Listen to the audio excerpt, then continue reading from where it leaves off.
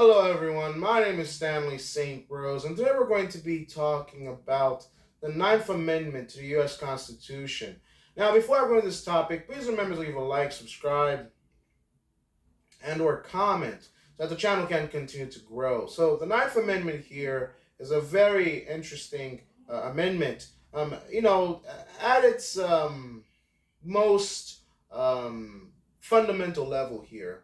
It's basically just saying that we have certain rights, that the American people, American citizens, have certain rights that are not listed, they're not written down, they're not part of the Constitution. That they're not in the amendment. So here is where there are rights that belong to the American people that the government doesn't have.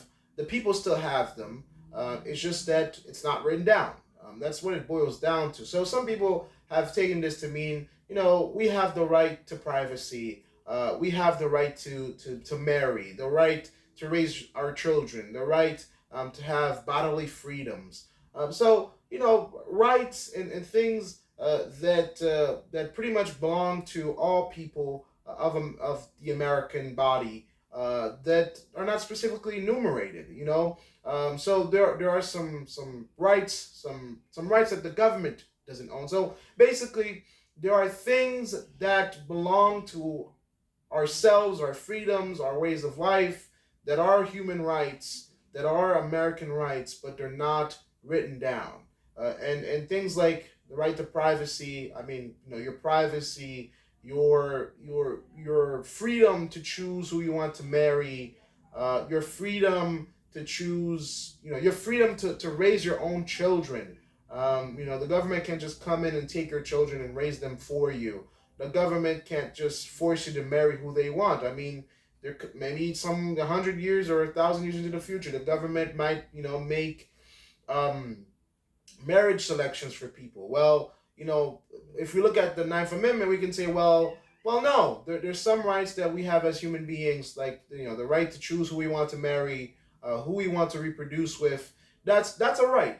That's a freedom that all humans have to choose who they want to be with, who they want to have children with. Because I mean, that's your prodigy. That's your that's your generation, your children. You get to choose what woman or what man you want to have kids with.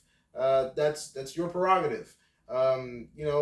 Certain freedoms that are not written down because it's kind of like some obvious freedoms. If we write down every obvious freedom that all humans have, it would take a very long time to get them all down.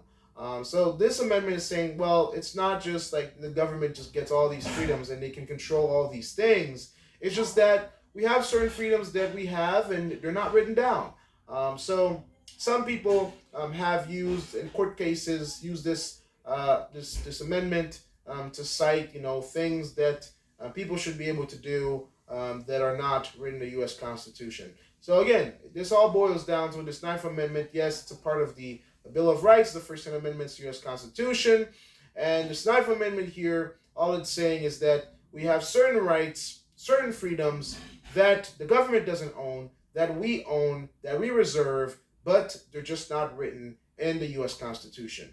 So I would say this gives leeway for more amendments. I mean, maybe in the future we come up with a right that's not written down and we want to write it down. Well, we can say, well, at this point, here's another thing that we can put into, amend into the Constitution, to show, a right that we have, right? Because, the Congress, even to this day, we can make amendments. We can add more things to the U.S. Constitution, which is, very important.